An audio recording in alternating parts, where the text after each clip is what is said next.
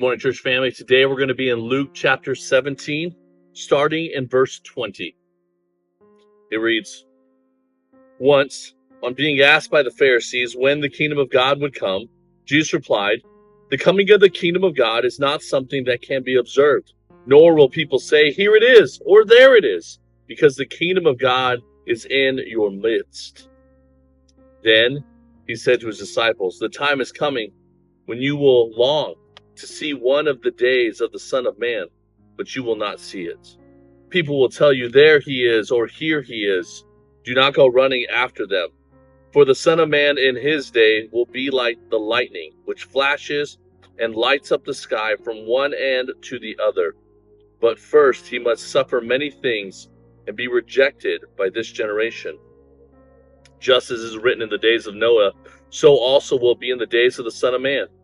People were eating, drinking, marrying, and being given in marriage up to the day Noah entered the ark.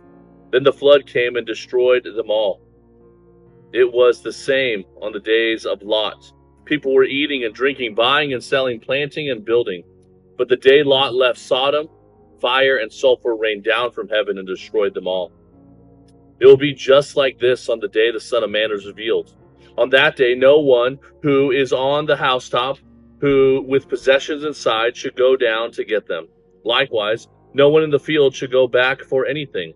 Remember Lot's wife? Whoever tries to keep his life will lose it, and whoever loses their life will preserve it. I tell you, on that night, two people will be in one bed.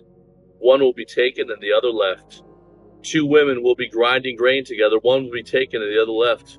Where, Lord? They asked. And he replied, Where there is a dead body, there the vultures will gather. You know, we become so infatuated in our lives on what is yet to come. It seems like as we come and we approach the end of our lives, we become more and more fixated on what is yet to come. The afterlife, right? The kingdom of heaven, heaven itself. Will we be there? Will God lead us there?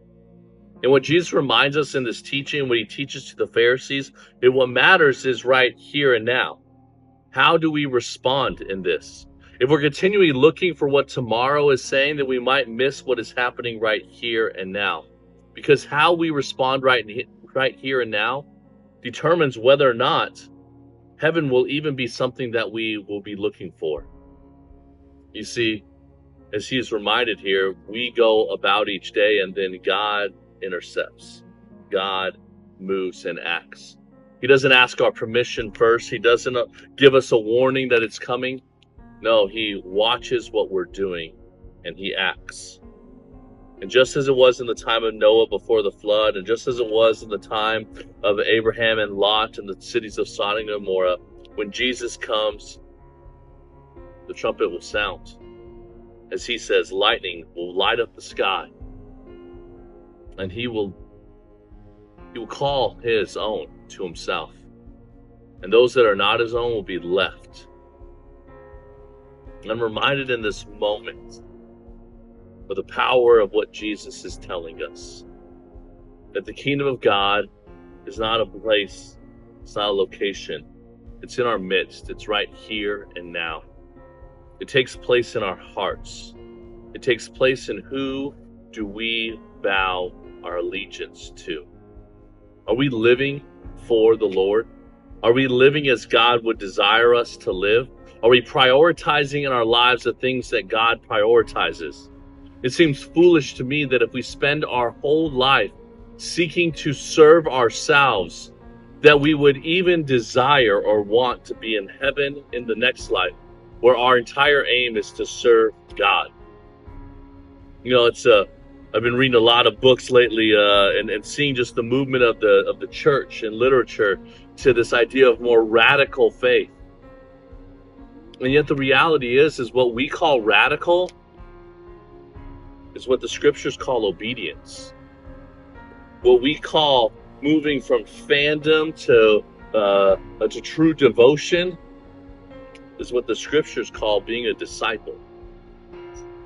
You see, we've gotten the expectation upside down and backwards. We think what God cares about the most is where we put our dollar bill and the Sunday morning's offering plates, or where we spend that hour between 10 and 11 on Sunday mornings. And we have lost sight of the fact that what God truly cares about is, do we know him and are we known by him? Or does our life seek to align with his will? Is our life a picture of his will being done? If it's not, then what Jesus is saying here is that you don't need to worry about the kingdom of heaven because you're not in it. You're not a part of it.